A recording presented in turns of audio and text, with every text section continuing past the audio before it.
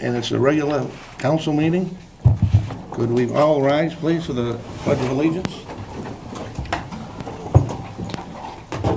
I pledge allegiance to the flag of the United States of America and to the republic for which it stands, one nation, under God, indivisible, with liberty and justice for all.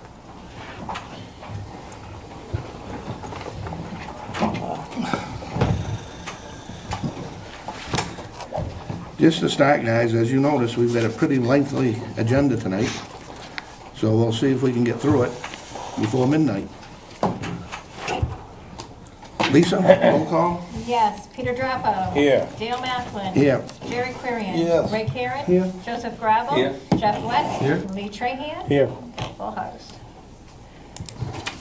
I'll make a motion to approve the minutes of the previous meetings. Second.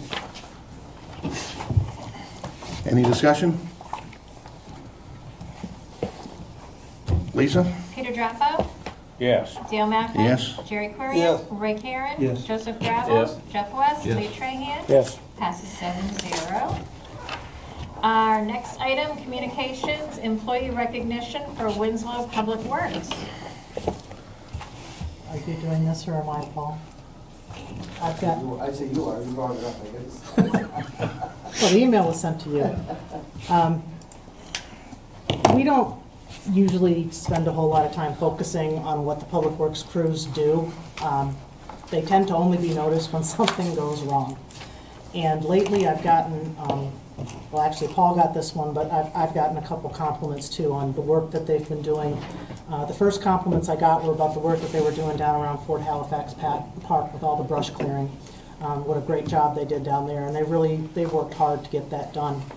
The other thing, I got one from a citizen, and those are probably the most meaningful ones. I'm going to try to share my screen here.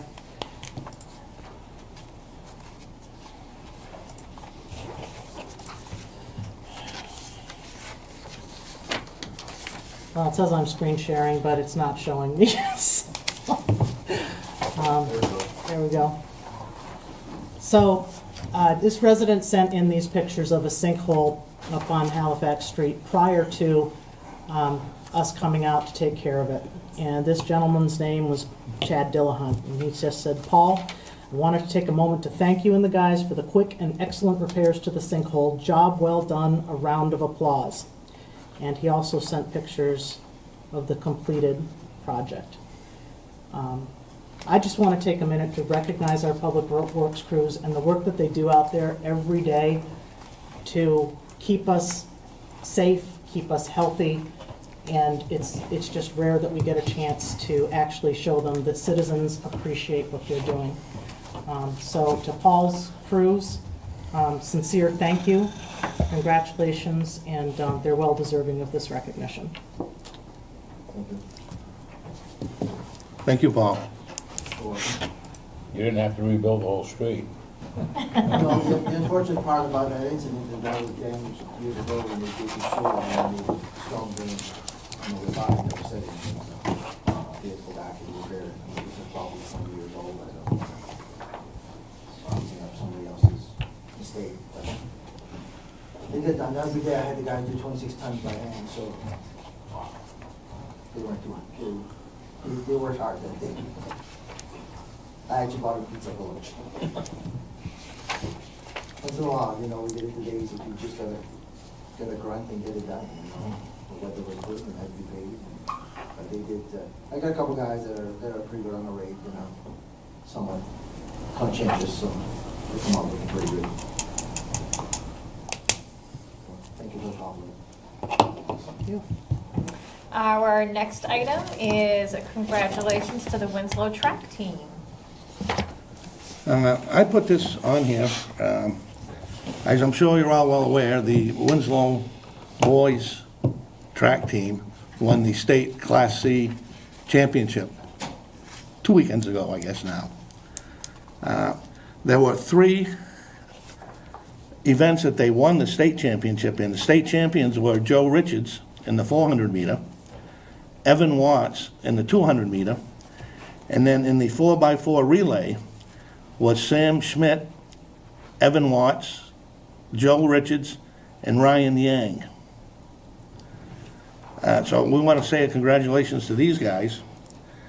I had talked with Peter Tibitot, they were going to be here tonight, but they've got the school board meeting tonight too. So we got overruled. They also won the Class C State Championship Sportsmanship Award. Those of you that have been involved in sports over the years know the significance of a sportsmanship award at a state championship. Not only is that a reflection of the team, but that certainly is a reflection of the school and the town. And these guys know they represent the town when they go to these meets. And championship banners are not easy to win. So I could imagine the excitement they had when they found out they won the sportsmanship award for Class C, the whole Class C. So I want to say congratulations to all the teammates involved, and the sportsmanship award really is a community award. The citizens of Winslow should know that that's a community award. Anybody else have anything to say? Yes, Erica? Thank you, Mr. Chairman. I join in all of those comments from Mr. Macklin, and wonderful to see our kids getting that recognition. I want to add, if there are any of you who didn't see it, that our girls softball team is also going to the Northeast Regional Championships. So we have a great group of student athletes at our high school here in Winslow, and this town should be very proud of all of them. Okay. Okay, Lisa, next. Next item is boards and committee appointment. Benjamin Murray for Kennebec Water District trustee. Make a motion that we appoint Benjamin Murray for Water District Board of Trustees. A second? Any discussion? Is Ben here? Is he here? No, okay, never mind, okay, I thought he might. Discussion? I believe that Ben owns, Al Hodgson engineering firm. Lisa? Roll call. Peter Drappo. Yes? Dale Macklin. Yes. Jerry Querian. Yes. Ray Karen. Yes. Joseph Gravel. Yes. Jeff West. Yes. Lee Trahan. Yes. He is appointed 7-0. Our next item on the agenda is reports and committees, I'm saying it backwards, reports of committees and commissions. Erica, you want to go first? I usually do, but thank you. Members of the council, Mr. Chairman, members of the public, my department heads, good to see you all. Again, I'm reporting on last month, but there's a couple of things I'm going to throw in here that have happened so far in June, just because they're somewhat significant. The first thing I want to point out that's not in my report is Fort Halifax Days this weekend was a huge success. It was even bigger than last year, and I remember last year saying that it was one of the biggest ones we'd ever had. So that doesn't happen without a tremendous amount of work put in from volunteers and from employees alike. But I want to recognize the Winslow Garden Club. They did a lot of work up there doing plantings, mulching, trying to make that place look nice before the day of, and what they did was a huge improvement up there. And also, most of all, I would like to recognize our own Amanda McCaslin, Parks and Rec Director. She had a really challenging time pulling this together this year. We were a little bit behind the 8 ball on some of these things. I think having it in August last year threw us off a little bit for this year being in June. Last minute, we had to scramble and find food to serve, and she got with Mike Hevener and made that happen. And she just has done a tremendous, tremendous job year in, year out, pulling off the impossible, and she's done it again. So just want to congratulate her on another job well done. So on to my regular report. As we near the end of the fiscal year, we're working on our audit. We've started pre-audit operations. It says here we will start June 7th and 8th, but Hank, of course, was here last week because that was June 7th and June 8th. He's doing all of our pre-audit work, getting everything ready for the auditors so that by the time the auditor comes in behind him, late August, September timeframe, everything will kind of be already pulled. A lot of the pre-work that takes them so much time will already be done, and Hank has made sure that we've got all of our documents in a row ahead of time. He's already figured out a couple of things that I really am happy about. One is he unraveled TIF in one day, so I know where all the TIF monies are, which is a great thing to know. But he's done a couple other things just in the couple of days he was here as well. The 2022 budget, you all got the status report on that. I send you the actual spreadsheet, but on your packets, all you've got is the summary page up front. It's both encouraging and discouraging, and the reason I say that is because it's encouraging to see the amount of green we've got in the revenue accounts. Green means we've already collected everything we budgeted for, and we're actually over budget in terms of revenue. We've received more than what we anticipated. On the flip side, there's a lot of orange and red on the expenditure side. And red means we're overspent, and orange means it looks like we're going to be overspent by the end of the year. So the good news is that the amount of increased revenue outstrips what we're going to go over in our expenditures. A lot of this was really unavoidable. Most of it has to do with the two labor contracts that we renegotiated this year, as well as just the cost of fuel, electricity. Our contractor costs are up, materials are up. All of this is kind of combined. Everybody knows about the inflation. So definitely we are experiencing overruns in just about every utility account and in quite a few of our supply accounts. So again, overall, we're actually looking good if you count the whole thing as a bucket where the revenues offset the expenditures. We're still going to be okay. And just to let you all know that what's going to happen, and it can't happen now because we don't have the year-end numbers yet, but when the auditors are finished wrapping up year-end, I'm going to be coming to you as a council and asking to appropriate some of those additional revenues to cover the shortages that we had. And that's to make our books balance out rather than just let everything flow back to fund balance and get dinged because we went over. So fortunately we do, particularly in the state revenue sharing account, we got a rather large payment in May that was unanticipated. Normally we're collecting around somewhere between $70,000 and $85,000 a month. In May we got 248, so that's going to help us cover some of those shortages. Happenings around town, we've got a lot of things going on with local business. Aroma Joe's is getting really close to opening. Very excited to have them coming in down here. We've also got Alcom looking to expand in the area. Johnny Seeds and Orion Cordage are also looking to expand.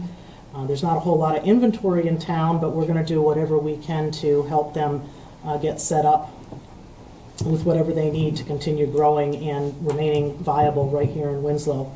Kennebec Roofing's planning a facility here in town as well. My commitment to them, as they've come forward to talk to me, is that we'll do whatever we can to help them through the permitting process, zoning, and that's not to say we're going to cut any corners, but whatever resources they need to get to the right people, to get through DEP and get the permitting and understand what they need to do that, we're going to try and support them in any way we can. Is that the piece on the China Road? Kennebec Kennebec Roofing, yes. Okay. Yep. May Coffee with the Manager, held here on May 4th, was kind of exciting. We had 3 of the 4 District 16 Senate candidates here. The only one who did not show up here was Mike Phillips. Like Perkins, sorry. And I know Mike, so I shouldn't have done that. I apologize. I'm not sure they're all very busy, so it's nothing against him that he didn't show up, but we were very happy to have the other 3. We had some great discussion around attracting more visitors and businesses to the area. Kathy Netto, our former representative Kathy Netto, showed up and also had a lot of good input for us. So it was a really, really good meeting. We need some things in the immediate area. That's one of the things that came out of this that kind of attract people. Mr. Kitchen, Kevin Kitchen, who's one of the Senate candidates, said that, he said he spends a lot of time in Waterville campaigning over across the river, and he will walk over across the 2-cent bridge, but once you get here, there's nowhere to go. So what kinds of small things can we think of to put in there that will be something, even if it's just a walking trail or something that kids can visit as they come across the trail, like a Kathy had said, like a pergola tunnel that has maybe some vines or something over it that's fun for the kids. Just small ideas that can get some big bang for the buck. Ideas for businesses that we could call an anchor business in the area that are going to attract people. And when we say businesses to attract people, that's going to be more like retailer or entertainment establishments or a seafood restaurant. A lot of people seem to really miss having the lobster trap here. I'm one of those. It was always my favorite place to go. And a mini golf course or a major sporting goods retailer, because we no longer have one of those in the area. So these are all just ideas that we were throwing around. June 1st, I had my first coffee with the manager that was out at a business, and we went to Northeast Labs, and it was great to sit down with those folks and get some exposure for them. So looking forward to getting these moving out and among the community. Johnny's has agreed to host one as well. One event I'm excited to report will be coming to Winslow is the Parade of Lights. Usually that has been a Waterville-only event. We were approached by the Children's Discovery Museum and the City of Waterville to take part in that event as well and make it happen on both sides of the river. So the plan this year is to start it over here at the high school and have the route come down Benton Avenue here, go across the bridge. They'll stop here at our location to light our gazebo, and we'll be having events in the parking lot similar to what we did last year. That was really popular for our residents. We had a huge turnout for that. But then they will continue on around the bridge and over to the Waterville side, where they will also light their Christmas tree over there. So we're kind of really excited to get this going and start to become a part of a lot of these things going on. The only question that it leaves for us going forward is that when we close the bridge, are we still going to be able to have the parade on both sides of the river? I have spoken with Mark Parlin. He said there's no way he can actually speak to that until we know who the contractor is and what their schedule will be, but they will do whatever they can to see that we can keep that going. And if we can't, we talked about keeping the parade on the Waterville side and having this side be the events like we had last year, but still doing a combined marketing strategy for it. Let's see, it just stopped. You got my chair. Happens all the time. May was also a busy month for staffing. We advertised the positions of firefighter EMT, police officer, deputy fire chief, and finally, again, my executive assistant. Police had 3 candidates, fire had 9 for their firefighter EMT positions, and several for deputy chief. For the executive assistant, I have 10 applications, 8 of which we're going to move forward with interviews. And in all cases, we're looking at having some pretty high-quality candidates this time, so looking forward to getting all those going. I'll be interviewing for the executive assistant on the 21st and the 22nd of this month. The only updates I have on projects is really that the junior high environmental study has finally had some movement again. Craig was over there on May 19th. And we're just awaiting the report at this point. At least the boots on the ground part of it is done. We continue to apply for outside funding sources wherever we can for a lot of these projects that we've got coming up. Obviously, we don't want to have to bond everything. We've got big sewer projects, we've got some stormwater projects, and obviously paving. Over the course of the Memorial Day weekend, I took the entire weekend to write a grant for the Main Infrastructure Adaptation Fund to address flooding around the Robert Street and Cushman Road areas, which is the drainage that comes down into McDonald's and Cumberland Farms and makes a mess out of that whole intersection there. We applied for $2.8 million, so we'll see if any of that sticks up against the wall. But Paul and I have been working on basically anything we can see that there's any possibility that applies to our projects. We're applying for the funding just to try and get it out there. So as we're moving into June now, I'm going to be focused on procurement. We've got several large RFPs that we need to get out there. We need asphalt, town office renovations, and the garbage collection services are up this year. So we're also looking at our attorney's contract coming due on July 1. So looking forward to summer fun, and that's my report. Any questions for Erica? There being none, Is there a motion? Make a motion we accept reports of committees and commissions. Second. could I just say something first? The police chief is here. We've got 3 department heads. Were they gonna give their reports, Erica, or just go with the written ones? We generally just ask if they would like to do their, Lenny, did you want to give your report, or you want us to take your written one? I can, if you have any questions, I can answer any questions you have. There's not really much. Any questions for Lenny? Paul? I'm good. It was in. Ronnie? Same thing, sir. Okay. The motion was made by Jeff to accept. Jerry seconded. Lisa? Roll call. Peter Drappo. Yes. Dale Macklin. Yes. Jerry Clarion. Yes. Ray Karen. Yes. Joseph Gravel. Yes. Jeff West. Yes. And Lee Trahan. Yes. Passes 7-0. Next up is public comment. It's at this time of the meeting that we allow members from the public to appear before the council to speak on any subject that is not part of tonight's agenda. And they have 3 minutes to discuss what they want on a non-agenda item. Is there any member from the public here who would like to speak? There being none, public comment will be closed. Let's see, there is no tabled business, so we're moving on to old business. Ordinance number 3-2021, providing for an amendment to the Winslow zoning map to rezone a portion of tax map 13 owned by Steve Martin. This portion is described as lots 87, 88, and 89 of the Dunbar Acres and Dunbar Acres Annex subdivision from the high-density residential district to the mixed-use district. So moved. And this is the second reading on this. Any discussion? There being no discussion? Lisa? Yes. Peter Drappo. Yes. Dale Macklin. Yes. Jerry Clarion. Yes. Ray Karen. Yes. Joseph Gravel. Yes. Jeff West. Yes. Lee Trahan. Yes. Passes 7-0.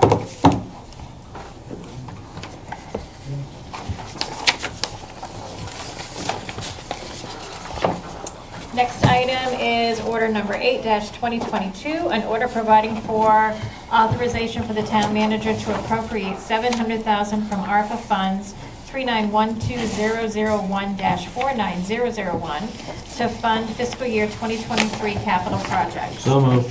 Second. Again, this is a second reading. Any discussion? There being none. Lisa? Peter Drappo. Yes. Dale Macklin. Yes. Jerry Clarion. Yes. Ray Karen. Yes. Joseph Gravel. Jeff West. Yes. Lee Trahan. Yes. Passes 7-0. Order number 10-2022, an order providing for authorization for the town manager to renew the dispatch services agreement with the city of Waterville for a period of 3 years per the attached agreement. So moved. I'll second. Jeff moved. I'll second. Again, this is a second reading. Any discussion? Lisa, roll call. Peter Drappo. Yes. Dale Macklin. Yes. Jerry Clarion. Yes. Ray Karen. Yes. Joseph Gravel. Yes. Jeff West. Yes. Lee Trahan. Yes. Passes 7-0.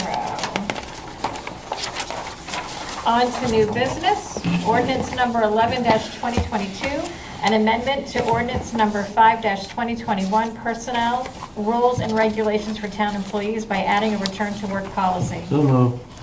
Second. Any discussion? I have one thing on Yes, that. Erica? We do have a typo in the write-up.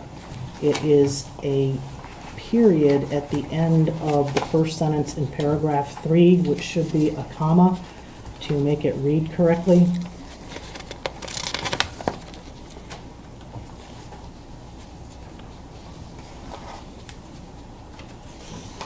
What was that again?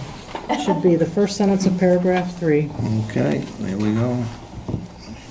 So this period right here at the end of calendar Okay, year yeah, should be a comma.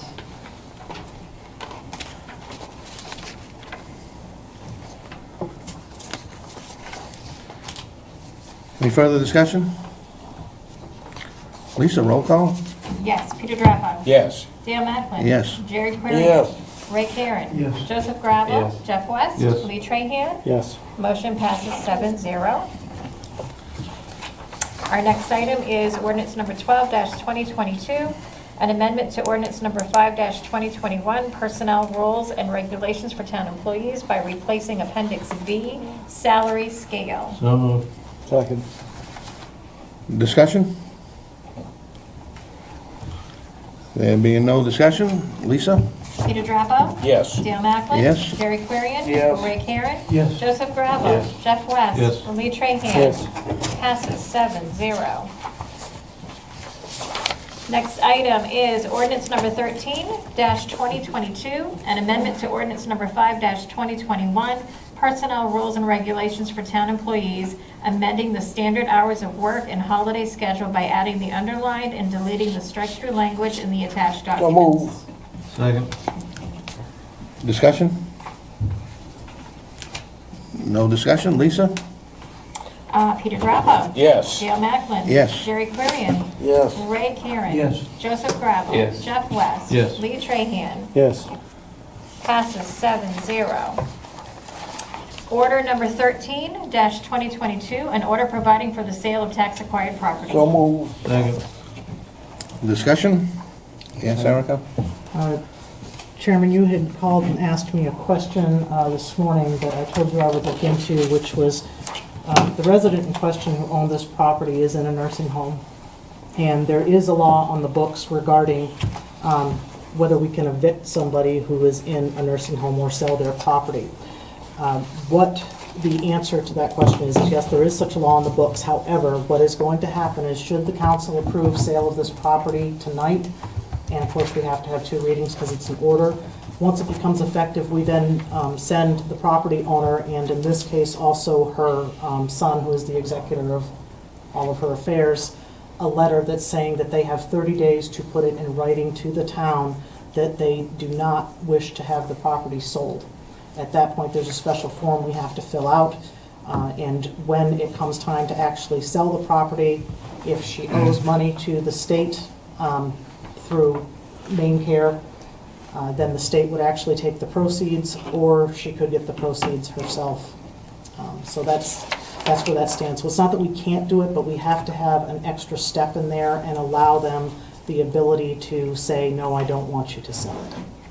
Yeah, but we still get our taxes out of it. Yes, if we there's still enough get our money. taxes at The sale. total tax bill. Correct, If there's money, if there's, the sale warrants it. correct. If I may, Mr. Chair. Yes, Ray? You know, reading it, it's such a small amount of money. It's not a large amount of money that they owe for back taxes. I think it's, what was it, 3,000 plus? It says we should make every effort we can to contact the, like you mentioned, because, And I do want to make clear that by the time this goes to foreclosure, which is where we're at, it's been 18 months of us trying to get action Okay. on getting the back taxes paid. We have been in touch with the son multiple times. So we have reached out to the, okay. Yes. That was gonna be my question. We have made multiple attempts to collect the debt so that it wouldn't go into foreclosure. To date, the son has not opted to pay that bill. So once you all vote to sell the property, or you could say you're not going to sell the property, but when you vote to sell it, then we would have this other letter go out again to the owner and her son, explaining to them what they need to do to keep the town from securing the proceeds from the sale. We can still sell it at that point, but the proceeds would then go back to her or to the state if she owes them money. yeah, okay. Erica, type of sale, listen it with a broker, bid, Yes. or whatever, by broker? We've done everything Okay. since I've gotten here, except for the Maple Ridge property via broker.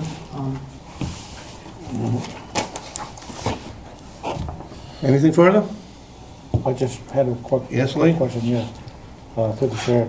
Erica, I know that not necessarily that happens here in town, but I have heard that properties like these usually go on a public auction instead of going through a broker. What would be the difference? Different towns do different things. Generally, if you go to a bid, you're going to end up with a very low purchase price. The reason that we have opted, and we're not the only town that has, there's some towns that do exactly what we do, which is go through a broker, which basically a real estate agent, and try to get a fair market value on them. There's other towns that still go through the bid process. It really depends on what the leadership of that town has opted to do. The difference for us would be the difference between, we can always say we're not going to sell it for any less than the back taxes owed, but your proceeds are probably going to be much less on a bid than they are when you're going out to sale with the broker. The other thing is that when you go through the broker, the legal side of it is a lot cleaner. When we go through a bid process, we basically just issue a quitclaim deed. There's none of the processes that would normally be done, like looking for lead paint or looking for other hazards. At least when we go through a broker, they still do all the full disclosures to a potential buyer. So looking for, whether the mechanical's there, how old it is, how old's your roof, what is the structure like, all of those types of things go into it when you go through a purchase and sale agreement with a broker. You don't get that on a bid. It's basically an as-is, whatever you Okay. offer up for it sale. All right, thank you. I had someone ask me, that's why I asked. Anything further? Lisa, roll call? Peter Drappo. Yes. Dale Macklin. Yes. Jerry Clarion. Ray Karen. Yes. Joseph Gravel. Yes. Jeff West. Yes. Lee Trahan. Yes, Passes 7-0. Our next item is order number 14-2022, an order providing for authorization for the town manager to enter into a new preventive maintenance agreement with Nason Mechanical for the HVAC equipment in the Winslow Police Department in the amount of $4,560 annually per the attached document. Second. Discussion? No discussion? Lisa, roll call? Peter Drappo. Yes. Dale Macklin. Yes. Jerry Clarion. Yes. Ray Karen. Yes. Joseph Gravel. Yes. Jeff West. Yes. Lee Trahan. yes. Motion passes 7-0. We don't need to do a second reading tonight. It's not an emergency we don't have problems. Technically, all of these expire June 30th. I don't think that Nason Mechanical will refuse to service us if we don't have it done by then, but, and it is something that I brought up to them, that in the future, we really need to have these much further in advance than 15 days. But my guess is that, like so many other places, they were trying to figure out what their actual cost would be this year, and that's why it's kind of late. I don't know if I'll make a motion that we take the second reading tonight. I second that. Discussion? No? Lisa, roll call? Yes. Peter Drappo. Yes. Dale Macklin. Yes. Jerry Clarion. Ray Karen. Yes. Joseph Gravel. Yes. Jeff West. Yes. Lee Trahan. Yes. Second reading passes 7-0. Order number 15-2022. 15 and 16 together? That probably would not be appropriate in this case. They are two separate contracts. Right. With the contract language, both of them is not the same. The reason that I have to do it in the case of Chief McDade is that we're changing the salary per what we did in budget. In the case of Chief Rodriguez, his contract expired last year. So there's also a retroactivity clause in there. Right.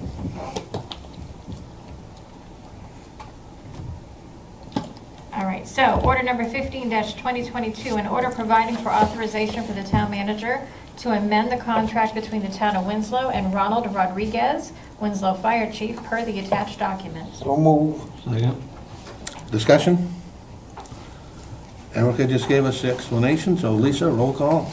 Peter Drappo. Yes. Dale Macklin. Yes. Jerry Clarion. Yes. Ray Karen. Yes. Joseph Gravel. Yes. Jeff West. Yes. Lee Trahan. Yes. Passes 7-0. Now, we need to have that done before July 1st, don't we?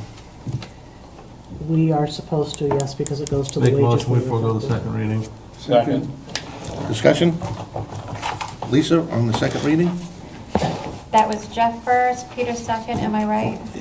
Yeah, Thank you. I'll slow down. Peter Drapo? Yes. Dale Macklin? Yes. Jerry Clarion? Yes. Ray Karen? Yes. Joseph Gravel? Yes. Jeff West? Yes. Lee Trahan? Yes. Passes 7-0. Order number 16-2022 is our next item. An order providing for authorization for the town manager to amend the contract between the town of Winslow and Leonard McDade, Winslow Police Chief, per the attached So document. moved. Second. Discussion?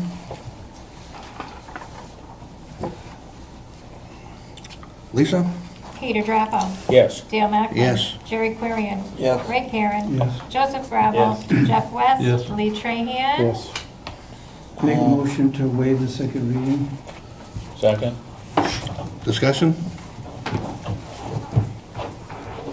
Peter Drapo. Yes. Dale Macklin. Yes. Jerry Yes. Clarion. Ray Karen. Yes. Joseph Gravel. Yes. Jeff West. Yes. Lee Trahan. Yes. Second reading passes 7-0. Our next item is order number 17-2022, an order amending order 06-2021, providing for authorization for the town manager to enter into a contract with Comprehensive Land Technologies Incorporated to clear all vegetation, trees along the sewer interceptor line that runs from Lithgow Street to the main pump station at Chappie Brook, with an estimated cost of $80,000 to incorporate the attached railroad change order to pay for railroad services required for this So project. moved. Second. Discussion? What was the actual cost to us of the increase? Was it 25,000? 13,000? It's 13,000 total additional. Okay. The bill for the initial sewer interceptor clearing was 67,500. That's what we paid for them actually to do the clearing work. Then we've got an additional 23,000 and some change that is for the railroad to provide traffic control at the rails.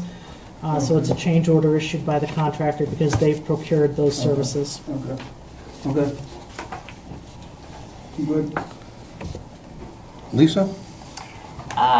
Peter Drapo. Yes. Dale Macklin. Yes. Jerry Yes. Clarion. Ray Karen. Yes. Joseph Gravel. Yes. Jeff West. Yes. Lee Trahan. Yes. Passes 7-0. I mean, you want to pay the bill, right? Do you want to waive the second reading, or would that help? It's not something we, Paul, would you like to speak to that? You probably should, I mean, the contractor's been sitting on this bill for a little bit, but I'm sure they'd like, they probably paid the railroad, but I'm sure they'd like to reimburse. And we were dealing with it back and forth with Bill Lee for a while to figure out if you needed to bring it back before you here in council, or my spending authority would allow me to just pay it. So we went back and forth on it a few times, and we're trying to find the original order to figure that out. I'll make a motion to waive the second reading. Second. Discussion? Okay. Peter Drapo. Yes. Dale Macklin. Yes? Jerry Clarion. Yes. Ray Karen. Yes. Joseph Gravel. Yes. Jeff West. Yes. Lee Trahan. Yes. Second reading passes 7-0. Next item is order number 18-2022. An order authorizing the town manager to appropriate up to $107,000 from state revenue sharing unanticipated revenues 110004-41421 to industrial building capital 2100013-53901 for the purpose of satisfying the town's contractual obligation with Johnny's Selected Seeds to fund one half of the cost of removal of the connector between their property and Orion Cordage. So moved. Second. Discussion? Yes. I was under the impression that there was a dollar figure set in this language when that was sold to Johnny's. No, the actual language that was in there was just that we would pay half. There was a estimate done at that time. When Johnny's came to meet with us to open the bids, they were requesting that the town indemnify the remainder of everything above and beyond that original quote, which I said we would not indemnify because he said that the town and Orion dragged their feet about getting this done. My feeling, and it's backed up by our town attorney, is that we could not have forced the removal of that corridor while Orion still had a valid lease in place, and therefore none of us had any control over how soon we could do this. The lease is finally coming up at the end of this month, so Johnny's was in a hurry to get it done. So I have said the town would not indemnify the further cost. No. I did put forth a suggestion, because I feel rather strongly that removing that corridor is a short-sighted endeavor. One, it's ridiculously costly for both parties. And I did tell, I was rather strong with Dave Melhorn that I never would have agreed to such a clause in a purchase and sale agreement or brought it to council to approve had it been up to me at the time. Because I don't think it's the way you handle it. We should have either negotiated the price down to accommodate them doing it themselves, or come up with some other solution, but it should not have ever indemnified the town to hold a future liability like that, because there's no way to know what it was gonna cost. It's too late, we can't unring that bell. We cannot. However, my suggestion was that we look at rather sealing off the corridor rather than taking it down. That way, should one party or the other ever leave and the remaining party wants to buy out the building, they can reopen that corridor and have it be a useful passageway. Johnny's was interested in that option. Remains to be seen if we're going to actually be able to do it or not, because there's some questions about whether their insurance will allow it. I think it will. With a fire stop, it would. Yes, that's what we're talking about, is putting up firewalls at both ends of the, And have they given any thought to, that would be an excellent spot for another loading dock that would serve both entities? well, the problem with that is the slope of the ramp. Right now, that's part of the problem we're having with Orion, is that they are going to need a temporary loading dock while they build their new warehouse, and because of the configuration of the ramp as it stands right now, because that corridor, it is a ramp. It's Right, not but a flat. that could be altered very easily with a build over. But anyway, so. We're looking at all of those options. Paul and I are supposed to go over there to meet with them and walk the location again this week and see what the possibilities are and where we can go. The reason that we're asking for this amount, which is our half of this, is so that if we can't make that happen, then we've still got that, we can move forward rather than wait again for council to approve. Again, it's up to you all to approve it or not, but we are pretty much obligated by the purchase Well, and we sale don't have any agreements choice by written. prior council and management that this was foolishly added to a purchase and sale. But that being said, all right, for some reason, I thought there was a cap figure of $100,000 that we were liable for half of. No. No? Last Okay. summer we did, When we looked at it last year, originally we were looking at probably $100,000, but that was a quick, dirty figure by a couple of contractors. But once they get out the bids with the whole market the way it is right now, we come in at $199,000 a change. Of course they are. Okay. Further discussion? No, Lisa? Peter Drappo? Yes. Dale Macklin? Yes. Jerry Querian? Yeah. Ray Karen? Yes. Joseph Gravel? Yes. Jeff West? Yes. Lee Trahan? Yes. Passes 7-0. Again, Erica, is there a need for a second reading on this in the event that this goes through, or is it gonna be a 6-month shot anyway?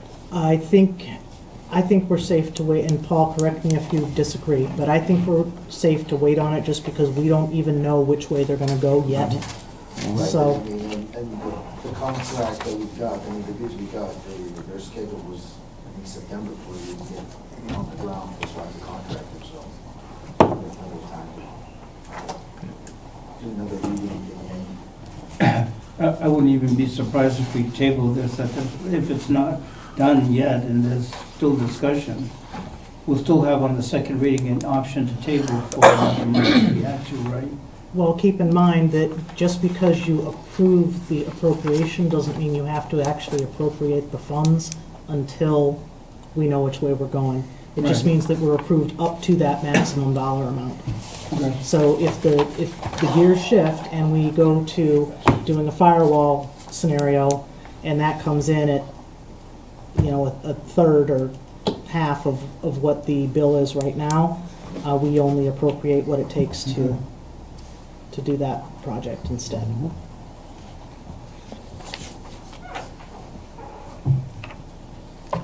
All set? All set? Our next item is order number 19-2022, an order authorizing the town manager to renew the contract between the town and the Waterville Area Humane Society in the amount of $14,574.78 annually, commencing July 1st, 2022, per the attached I'll agreement. move. Second. Discussion?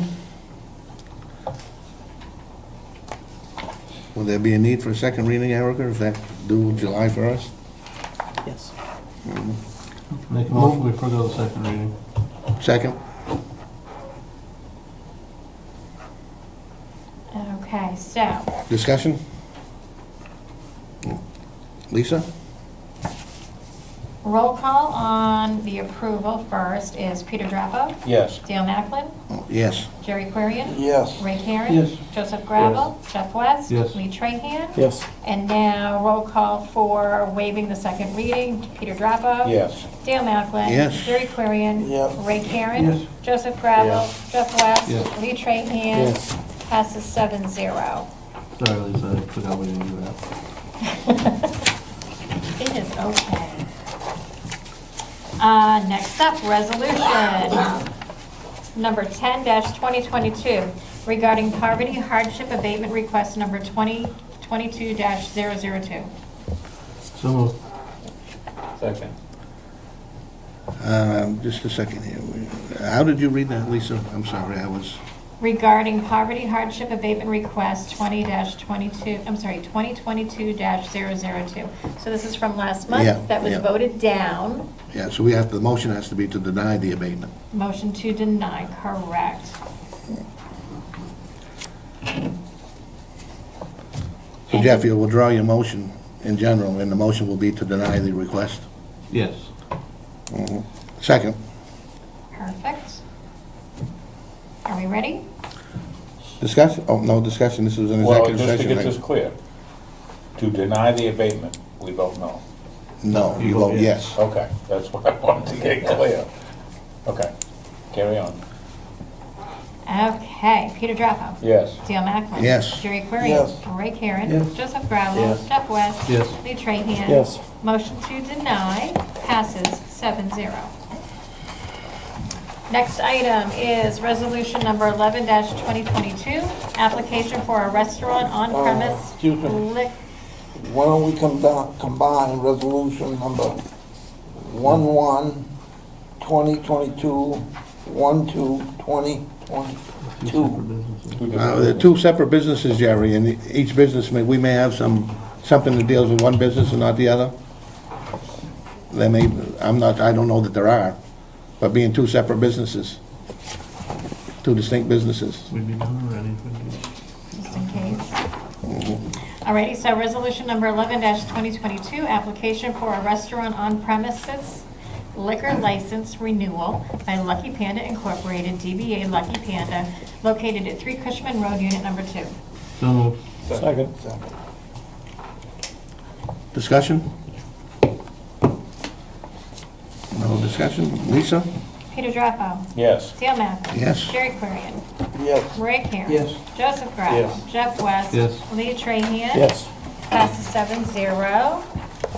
Resolution number 12-2022, application for an on-premises liquor license by the 2 Cent, located at 82 Clinton Avenue here in Winslow. So, Second. Discussion? Lisa? Peter Drapo. Yes. Dale Macklin. Yes. Jerry Querian. Yes. Ray Karen. Yes. Joseph Gravel. Yes. Jeff West. Yes. Lee Trahan. yes. Passes 7-0. Next item is resolution number 13-2022, acceptance of the Kennebec County Hazard Mitigation Plan 2021 update. So move. Second. Discussion? Do we have is that a presentation? Yes, it is a presentation. Hello, Hello. how are you? Excellent. Good. I do have your presentation, I can share my screen. I have a small little spiel I give, and then that'll be it. Do you need my name and stuff? My name is Theodore Marshall, Theodore, Marshall. I am an emergency planner with the Kennebec County Emergency Management Agency. Tonight, I'm here to request the Select Board vote to approve and adopt the Kennebec County Hazard Mitigation Plan 2021 update. The last update was in 2016, and efforts to update this plan started in 2020 to ensure that this plan is updated every 5 years. This plan covers the efforts of municipalities and agencies within Kennebec County to identify, plan, and take action to mitigate the impacts of local hazards. Plan focuses on 4 main hazards facing the county. That's flooding, summer storms, wildfire, and winter storms. Overall, there were no major updates to this plan. It was mostly cosmetic, updating populations from the 2020 census, also updating storms and flooding data, dollar figures for potential losses using the Consumer Price Index. Currently, your town has 2 mitigation projects in the books for us. It's the Fort Hill Cemetery slope stabilization and the Lithgow Street culvert and drainage update. Both have been deferred due to lack of funding. Once approved and adopted, the plan will be formally adopted by FEMA and kept on file with them. Going forward, looking towards the future, FEMA is looking to change the focus of the mitigation plans to be centered more around community development.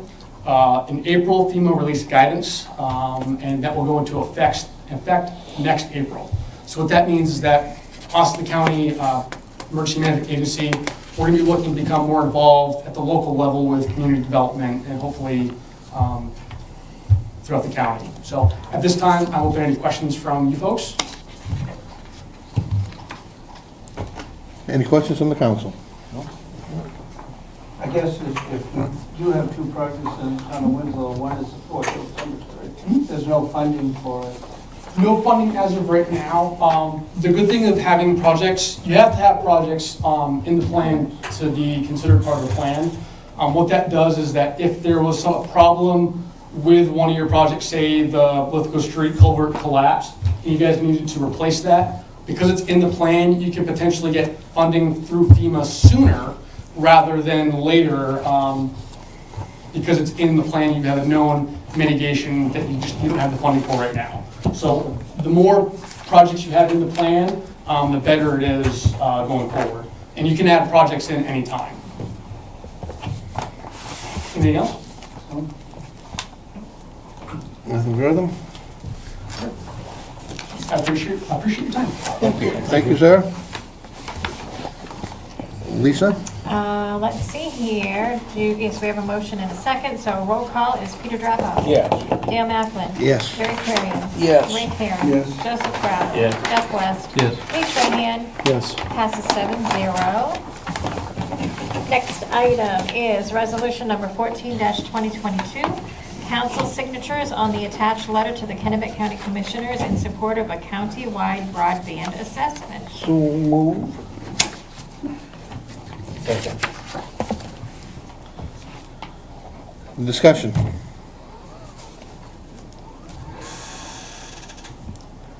No discussion? Lisa? Roll call. Peter Drapo. Yes. Dale Macklin. Yes. Jerry Clarion. Yes. Ray Karen. Yes. Joseph Gravel. Yes. Jeff West. Abstain. Abstain, thank you. Lee Trahan. Yes. Passes 6-0 with 1 abstain. Next item is resolution number 15-2022, Spirit of America Award nomination for 2022. I think everybody's familiar with this by now.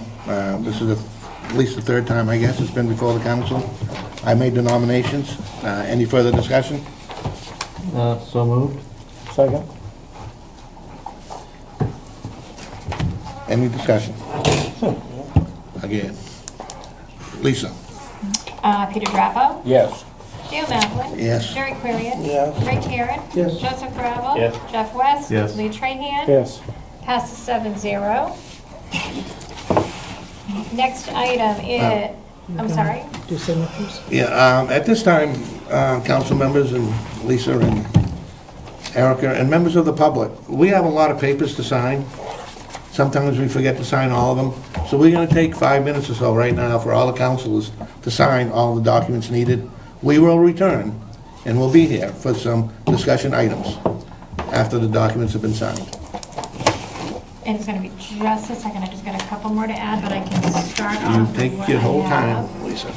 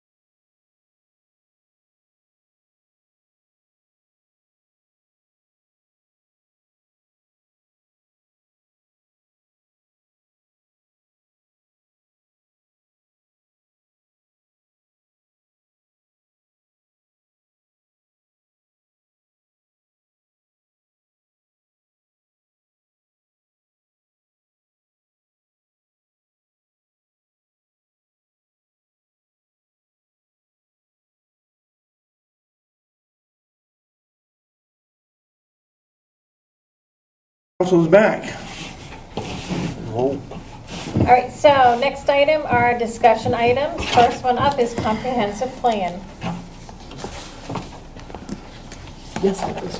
I asked to put this on. We were having discussions, because we're updating the comprehensive plan, and we were having discussions, and the circle of discussion kept going back to, there are certain areas of the town of Winslow that have substantially changed since the last zoning changes that we had.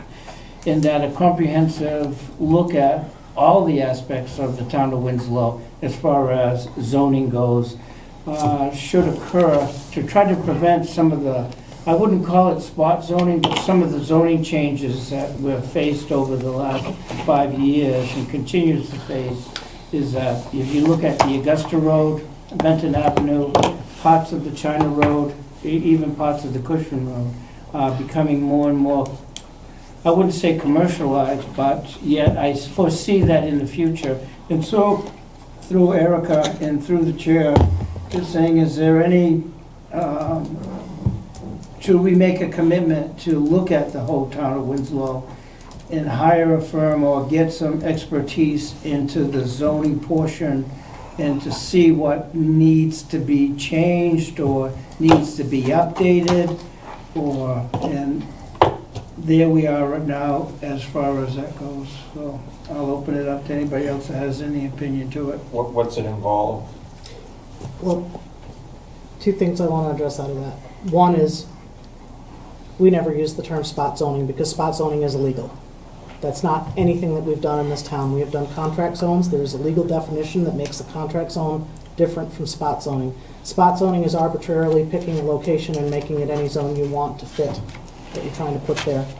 Contract zone has to meet 3 criteria. And I meant to say contract. So we need to be very careful with that term. The second thing I would say is that the agency or the contractor that would be working with us on recommending the zoning changes is the one that's doing our comprehensive plan, which is KV Cog. So I'm not sure that I personally would agree with recommending to you all that you throw a bunch more money at this. I do think that we need to look at our zoning and make some decisions, which of course the comprehensive plan committee will make their recommendations, and then it's ultimately up to the council to decide what actually gets adopted and what doesn't. But we should be, the comprehensive plan, while it's not a requirement that we follow it, it should be the guidepost. So by the time that we're done with that, we should have a pretty good idea of where we want to go. Obviously, if the council wants to look at spending money on that, I will certainly try and pursue that. But myself, I don't think that that's, we're already paying a substantial amount of money to KV Cog to do the comprehensive plan. So, Further comments? Through the chair? Yes? I think that we probably ought to leave it up to the comprehensive plan committee and see what they suggest to us. I mean, some of the issues you're talking about, I'm assuming with the past year with these solar farms and what have you. I don't see anything we can't work through if we take them a case at a time. I don't see any areas of town that I think need to be changed drastically, unless we want to revert back to what we once had with commercial and industrial zoning. That all went to mixed use, as it's explained to me. So, I think, for me, part of the issue is, if we change a zone, say on the Augusta Road, into something that they could use, either contract zone, the adjacent property, if it is a residential property, then that would be kind of like devalued.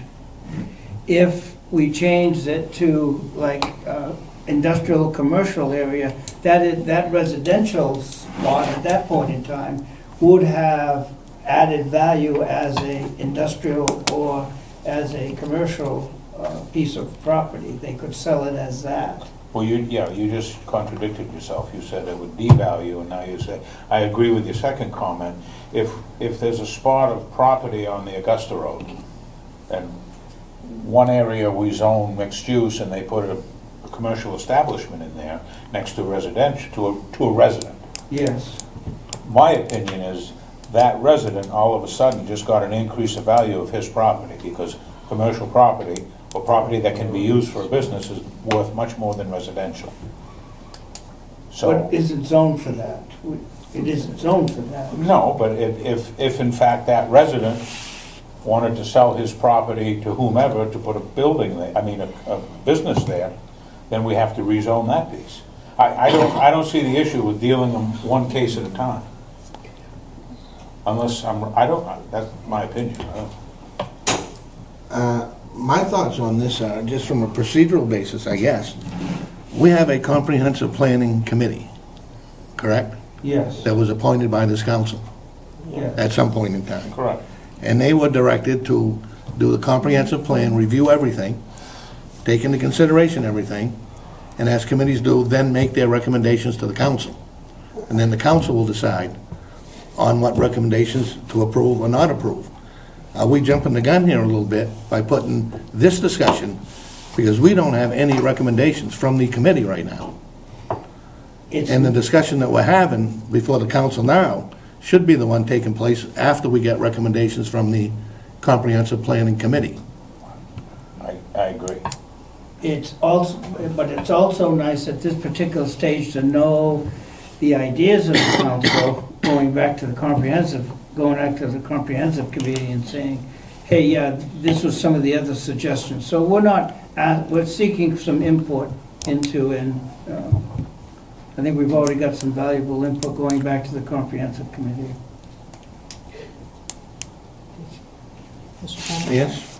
So, one thing that you just brought up was the idea of going back to commercial zoning versus residential zoning, and that has been brought up by I the didn't say that's property. what I wanted to do. I didn't just say said- it's what you wanted to do, but it is on the table as far as the Comprehensive Plan Committee is concerned, because mixed use has been problematic, and it's kind of muddied the waters. And actually, I'd like to invite Gary to speak to some of that, because he's been on this committee from the get-go.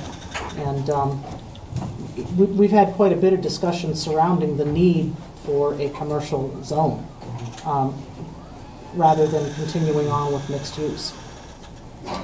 But am I right or wrong in assuming that any mixed use can be made into commercial? If I It may, can. I'll speak from here. Yeah, First of all, I don't think we need to rezone the entire town. That's step one. We have a zoning system that's been in place for a number of years, and yes, there are some hiccups that have occurred as a result of that. That mixed-use thing has been a struggle, to say the least. I believe we ought to have a commercial zone, and we've already incorporated commercial entities within residential zones, which has been the problem, I will say, that when you do that, you open up ability to assess more taxes, which I believe probably was part of the thought process when they introduced mixed use. But on the other hand, you've created less residential area specific than we did before that. That said, I don't see a need to spend an exorbitant amount of money to rezone the entire town. I mean, for the most part, we've got a comprehensive plan working on this. I think the time, as Mr. Knopfler said, to deal with that is after the comprehensive plan commission board does that, of which I'm a member. So, I mean, you can argue both ways, but I think we need to come up with a plan that works, and I am not in favor of spending a lot of money to rezone or do new zoning maps or those types of things where we've got a zoning system that's in place that we've been using. I think it would take a lot of time, effort, and cost to change it at this point. That's my thought. is it also possible, and you guys that are on the comprehensive planning committee, if the committee makes a decision, I'm assuming you'll make 10 decisions, or maybe more, on your recommendation plan. I don't know that you have to wait till you get all 10 decisions finalized. If you've come up with a consensus decision among the comprehensive planning board at your next meeting, and bring that one before the council, we could, I don't want to call it piecemeal, but the council can consider it piecemeal, I guess, if you wanted to, rather than wait and do one whole comprehensive plan, if step 3 requires a decision by the council that will affect future steps. Then you may bring the issue before the council. I don't know. I think that's up to them, Yeah. don't you? Well, yeah, it's up to the comprehensive planning committee to bring their decisions to the council. Right, I just don't think it's a good idea at this point for the council to be second guessing something that they haven't even gone into yet. And I'm assuming if a counselor can attend the meetings, can't they, Erica, and voice their opinions at a meeting?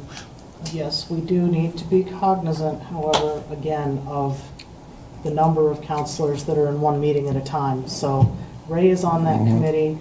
I don't believe we used to have Steve Russell on that committee, I believe, wasn't he? But I think you're the only counselor remaining on that committee at this time. Yeah, I think when he was not running, he wanted to be as, I think, an at-large, not as a counselor, but as just a member of the committee at that time. So, yeah, I would, they are open public meetings. Anyone is able to come and observe. I don't think just anybody's able to comment or participate. They, again, have to be recognized and asked, but I would challenge the wisdom of trying to piecemeal a comprehensive plan. We are under a requirement to produce a comprehensive plan every 10 years, which we're already behind on by almost 4 years. And to further delay it by approving a piece of it and not finishing the whole thing would be unwise because it affects our ability to get grant funding in a lot of cases, so. Just hearing from Gary and you and Peter, let's just go back and let's just work through the comprehensive plan on the committee and come back with a recommendation to the council at that point in time. At that point, we can hash it out. We can hash it out and make it. Anything else on the comprehensive plan discussion? Next, Lisa? Next item is Benton Avenue entrance to the town office. That was my request for a discussion. I had sent an email to Erica requesting some funds be available to improve the walkway from the parking lot to the entrance facing Benton Avenue. As some councilors can remember, there was an engineering drawing done, preliminary layout of the parking lot prior to the new construction being done to make the parking lot bigger and better. Part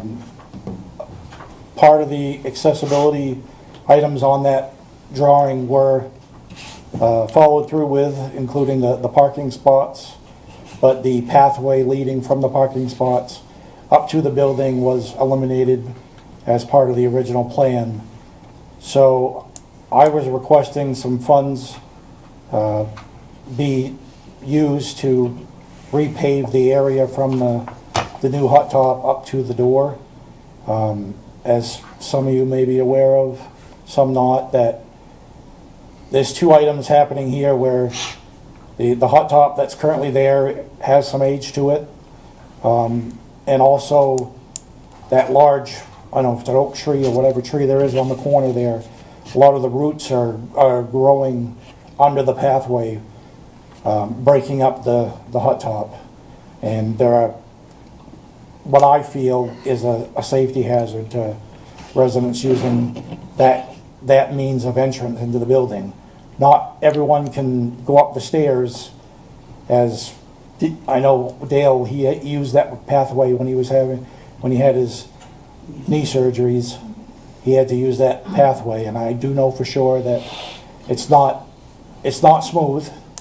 And I know it's only gonna get worse because the tree roots are only getting longer and bigger. So I wanted to bring that up to the council about possibly using some funds to at least fix that hot top area. My question would be, why didn't we do this during the budget process? Because now we're looking at altering our budget again. And it should have been done when we changed the specs on this. Paul, could you speak to what we altered? I mean, that project is significantly over what we budgeted for it, and I mean to the tune of about $40,000 already. Partly because of the amount of time it's taken and the increase in cost to this point. But again, the time to be looking at spending capital funds is during budget preparation. I mean, we're already having some things that we absolutely have no choice about doing. Well, I mean, maybe I wasn't fully enlightened on the entire scope of the project and what was being eliminated and what was being still included into the original design of the parking lot redesign and reconstruction. Well, my original intent is to replace that sidewalk. I was just waiting until we get the rest of the paving done.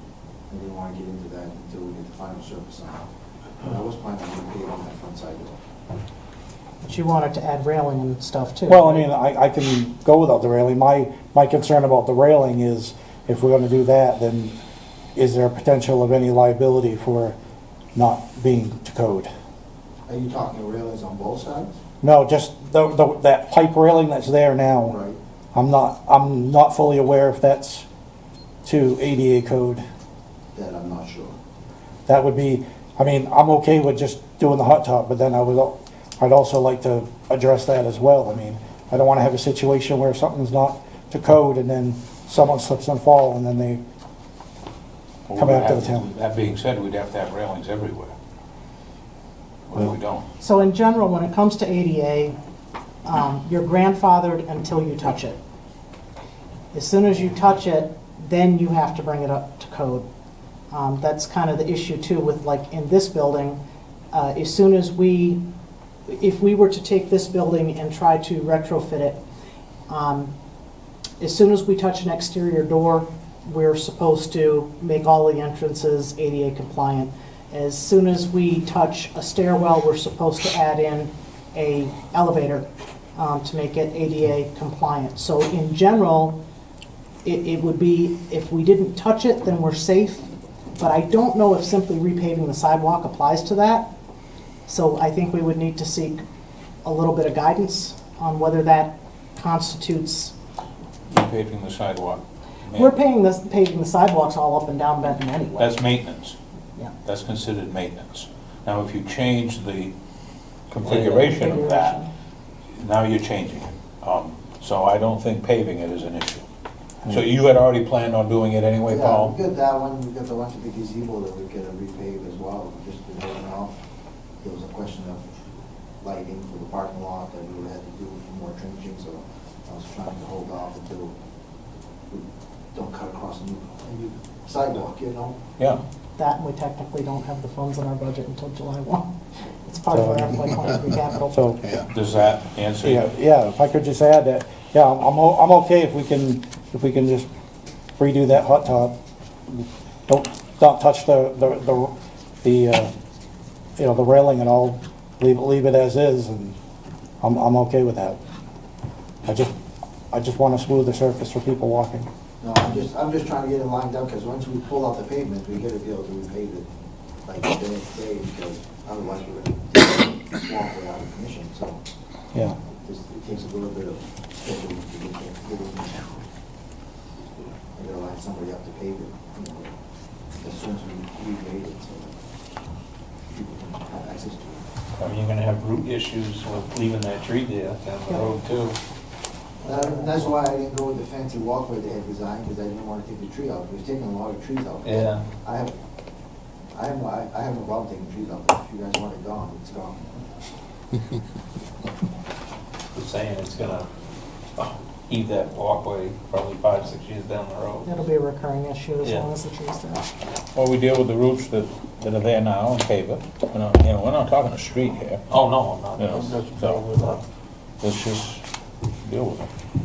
Thank you, Paul. Yep, you're welcome. Next item is traffic sign request. This is actually the issue that That's the Chairman one I had? Hoffman brought to Yeah. me from Ben Twitchell. Ben Twitchell. And Paul and I had talked about this, and it, correct me if I'm wrong, Paul, but when talking through it, we would actually need to establish that zone by ordinance, would we not? You're talking a sign for. No through No trucks through trucks. on Robert Street. That has to go by ordinance, yes. Yeah.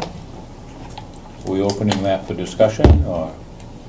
It's for discussion That's an tonight. item. It's for discussion, That's so it. if No we're vote tonight. interested in doing that, then I have to write an ordinance and Okay, through the have to chair. come back. I have a real problem with posting roads. As a matter of fact, I would ask the council in the future to pull the poster off Belanger Street. And Clifford, Huh? and Clifford and Payne. Yep. I have a problem with that. It portrays the town as being anti-business.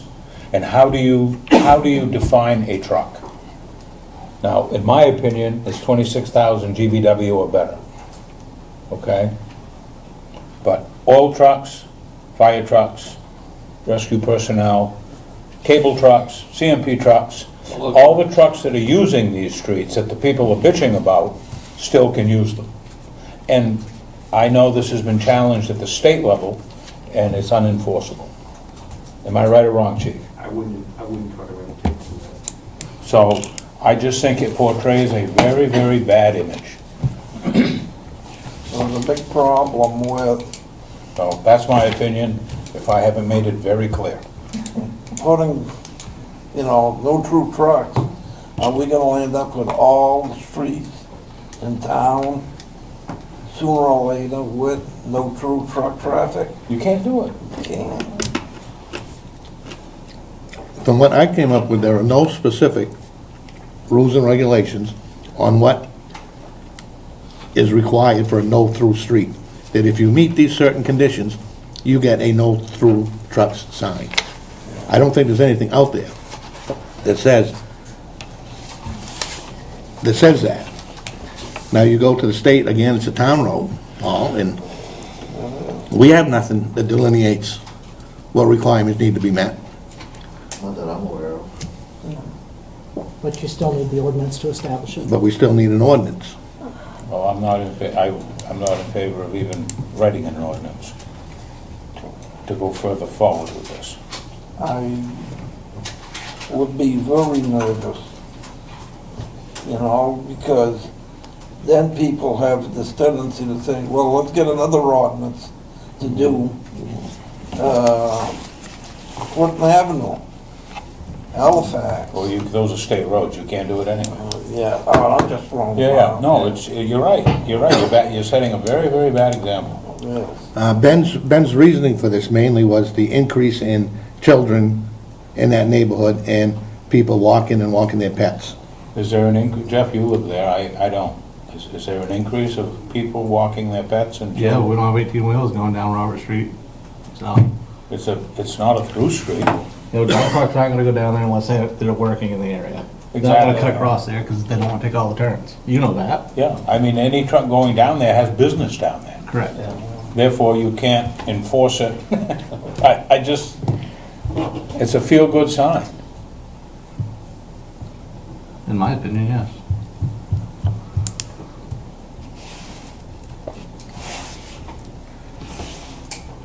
Put a sign up with a nice flower on it, that'll make them feel good. Kind of flower. Whatever they choose. Because somebody will have a problem with the type of flower we picked, because it's going to Is there symbolize something. is there we don't any want. further discussion on this item?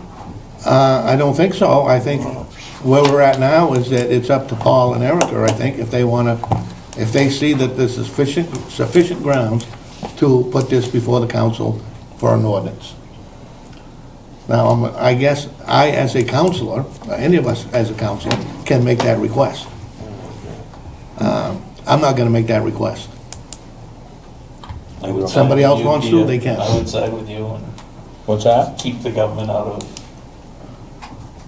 If anybody feels strong about that on the council here, they want to contact Erica for an ordinance, and they can do it. Mhm. Is there anybody here that wants to? Well, if you change your mind tomorrow, and I might change my mind tomorrow, just let Erica know Yep. to put it on for an ordinance And change. sounds like it'd be defeated, but that would be the end of the subject at that point in time, and I don't think we can do any further tonight on the issue. No, that's all we can do tonight. Next item is World War I Memorial. I have this on here because we're getting very, very close to the time we're actually gonna start construction on that bridge. I've brought it up a couple times. We need to make a decision on where we're going to relocate that World War I memorial. It's at the Taconic Bridge. We basically, the ideas that have come up in the past are Monument Park and Fort Halifax Park. I don't know if anybody else has any other suggestions. I thought we made the decision that we were gonna get like a headstone to mount it on up at Memorial Park in Halifax. I thought so too. I didn't think we had a I final. don't think it was an official. I don't think that's been But I think before the the general council. consensus was that was Yeah. the more appropriate place to put it. And I Pushing think it we Fort did Halifax? discuss that being more appropriate than Fort Halifax for sure. I don't think we got as far as what we were gonna actually do. Now, they have asked us, do we want to try and remove the entire concrete structure or just the plaque and remount the plaque? I think we're saying it's far more reasonable to just try to remove the plaque portion of it than to try and Yeah. maintain the entire concrete structure that it's on. Yeah, because they just had it redone, so The other thing Can is, that abutment be removed, Paul? anything can happen for a price. Are you familiar with it enough? What are you gonna do with it? I mean, the thing's gonna weigh about 8 tons. Let the state deal with it. not worth it. You have to build a base for it, I mean, probably just local for it. I- Make it another Yeah. step. I think I made the suggestion, we go to the monument place and get a nice bare monument and mount the plaque to it and have them mount it up to Memorial Park. There's a memorial there now for what? Civil War. Civil War? Civil War is there now. The bridge is World War I. Okay. The question I have, has anybody ever got in touch with the American Legion or the VFW? Not that I'm aware of, Jerry. For what reason? Well, they usually the ones that will come out with, It may be a funding source down the road. yes. Yeah, they might wanna take it on as a project, relocate it, PDF or something. I would insist that it remains on Winslow property, I think. Well, that's not a problem for Yeah. them. That's a Winslow monument. So do we have a memorial for World War II and Vietnam and Oh, yes, No, we we do don't. have a We don't, Rob. it's on town property? No. It's on VF. The one on the Roderick Road, That's private. that's private, and that's, the family buys the stone for their veteran relative, Yeah. and just the stone goes there. The person himself is not buried there. Yeah. The American Legion is right down on the south part of the town, off the Augusta Road. On Verde State- Drive. Yes, the state Legion down there now, yeah, That might be Verde a better Drive. source of asking yeah, where to go. yeah. Yes, right? Yeah, I agree with Gary, and I think, it's ultimately our decision, but to get as many people involved, especially the VFW, the American Yeah, Legion, yeah. involved in the way it's done and their input into the process, I think would be valuable. Yes, yes. So the relocation itself, the state will pay for that. But they won't, where we would need to get funding comes into if we're gonna mount it on a new monument, then we would need funding for that. But I'm they sure will move it for us. I'm sure we can raise that money overnight. Yeah. I bet you the original plaque that was put there was done by the VF or thing given to the state for installation. I don't know, Jerry, because those are World War I veterans. VFWs and Legions didn't start until after World War II. I don't know when that plaque was put up. That I don't know. That's right? Yeah, sorry, through the chair again, and wouldn't it be appropriate to say, I think you've got an opinion that, and I think Jeff stated it, that Memorial Park seems like a place where that would be the appropriate place. Do we need an ordinance or an order to say, hey, we're gonna move that to Monument Park, and then after we make that decision, then we get the VFW in and saying, hey, how do we do this in a way that, how we mount it, and you have input into that? Yeah. I think it would be a simple resolution. and, Resolution, okay. Yeah. Why don't we, at the next meeting, have a resolution to take that plaque and somehow bring it to the Monument Park, and the actual manufacturer of the stone, that will be in the future to decide. Yep. Okay. Lisa, the most important one of the night. Next item is MTCMA Rising Star nomination. So when I put this on here, I was looking for input from the council. However, since then, Central Maine Growth Council has taken over spearheading the nomination. So, because they work with me a lot, they know what the MTCMA is looking for. We have input coming from Ella Bowman, Could from I interrupt Mitchell Erica? Ferrell. For those who aren't aware yet, the Rising Star nomination is for Erica being nominated as a rising star among the Maine town clerks, Maine Town and City Managers Association.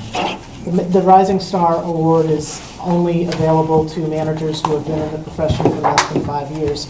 I've been in local government for much longer than that, but in this capacity, I have less than the 5 years.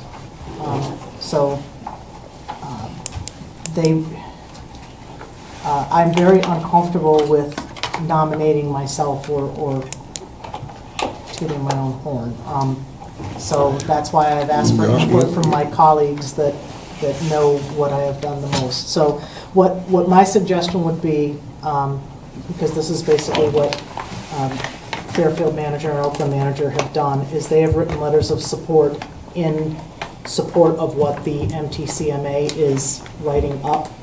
And my suggestion would be that we do that at the council level as well, so that when we get MTCMAs in there, council can write a letter of support that goes along with that, rather than a whole additional nomination process. Sounds good. So they're gonna nominate you. Central Maine Growth Council's working on it. Good.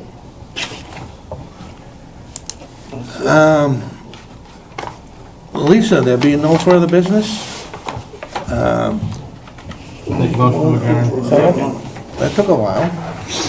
Raise your hand for motion to adjourn. That looks pretty clear to me.